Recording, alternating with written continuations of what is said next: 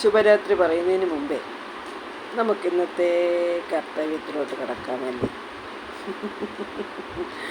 ഓരോ ചിരിക്കുന്ന പെണ്ണുങ്ങളുടെയും മനസ്സിനകത്ത് എത്രമാത്രം നീറ്റലും വിഷമവും ഉണ്ടെന്നറിയാൻ പറ്റുമോ?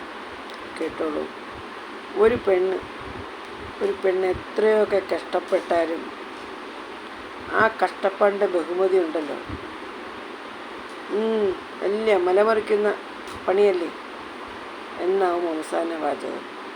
എന്താ ശരിയല്ലേ ഞാൻ പറഞ്ഞത്? ഇതിനപ്പുറം നീ ഇത്രയും കഷ്ടപ്പെട്ടില്ലേ എന്നാരെങ്കിലും ചോദിക്കാറുണ്ടോ? ഇല്ലല്ലോ, ഇല്ലേ? വലിയ മലമറിക്കുന്ന പണിയല്ലേ. രാവിലെ മുതൽ ഇരുട്ടോളം കഷ്ടപ്പെട്ടാൽ കിട്ടുന്ന ബഹുമതിയാണിത്. ഈ വാചകമേ എല്ലാ വീടുകളിലും എല്ലാ പെണ്ണുങ്ങൾക്കും കേൾക്കാനുള്ളൂ, ഇല്ലേ? അപ്പോൾ ഇത് കേട്ടുകൊണ്ട് നന്നായി കിടന്നുറങ്ങും കേട്ടോ. അപ്പോൾ നാളെ കാണാം. ഓക്കേ.